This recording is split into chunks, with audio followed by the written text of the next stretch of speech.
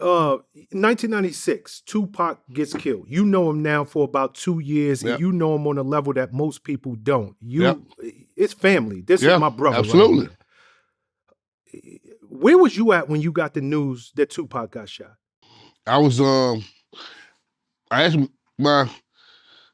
my first kid, mom, she actually had my daughter on that same day. She was pregnant, and we was, like I said, we was our family. So she had my daughter the same day. And I don't know if she go in early but I guess it's just the stress. And I was laying in bed, and then I ended up making phone calls to find out it was true. And and got up, went over to the house. Everybody was leaving, and I stayed back. And I kind of want to stay out of the way for like a week or two, And then once that got settled, and then they was just putting all the buried stuff together. But I was in my bed when I heard about it. In Atlanta. Most of us in Atlanta, yeah. Most of us, when we got the news that Pac got shot, number one, everybody was surprised. But I don't think any of us thought that it was going to take the road that it eventually turned with him eventually passing away. Yeah. When you got the news that he passed away, was you shocked? Very shocked. On the inside, okay. Now, this is soldier. This our big brother. This our big homie. This was everything to us. You know what I'm saying? Oh shit, man, Pac come through that. You know what I'm saying? They just got shot 5 times earlier. You know what I'm saying? Cops, just running, you know what I'm saying, the run-ins with the cops and all that old shit.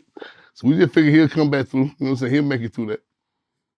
Yeah, I don't think nobody was actually expecting Nobody. I don't know one person told me that they knew Pop was gone. Mm-hmm.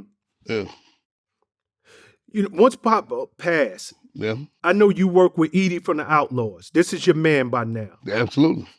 The whole Outlaw, Castro, his first cousin, man, everybody, Lil Moo. Didn't his mom ask you and Edie to put together his posthumous album? Yeah, I did that album too. Yeah. You did that album? Yeah. Me and Edie. And what was your role in it? Yeah, huh? What was your role in putting that album together? I'm the one putting T.I. and Trick down. I'm putting all the newcomers on the album. Like I introduced, it was a lot of people I always were Pop fans, but never could be able to touch them. I was the bridge for them touching them. Mm-hmm. Yeah. How did you go? Because at this point, your name's starting to bubble up. Yeah. You now you're in the music industry. Yeah. How did you go from putting together that album to now Pac's mother making that call? And who did she make the call to get you that deal? The guy that signed Tupac, Tom Wiley. Tom Wiley was the president of Warner Brothers at this time. But he was also, him and Jim Iovine came up with Interscope, and he signed Pac to Interscope. And he have the rights to Pac's music and stuff right now. His mom left it to Tom. So Tom ran all Tupac stuff right now. Tom a great guy. So you still keep in touch with Tom to this day? Absolutely. That's my guy. So Tom, so she called Tom Wiley. She said, hey, I called her, check up on her. And she asked me, was I still, trying to get in on a different level? I said, yes, ma'am. She said, hold on, let me make a phone call for you. She called Tom. Tom assistant called me. When she called back, she said, hey, here go Tom number, call him. His assistant called me. That's how I met Naeem Ali. And flew me, Noon, and Jazz up there without even Joe DeBree wasn't even there. Tom signed right there in $1 million. Didn't even meet Joe DeBree till 8 months later. So let me get this straight. Yeah. Tupac mother make a call for you. Yep. Tom Wiley. Yep.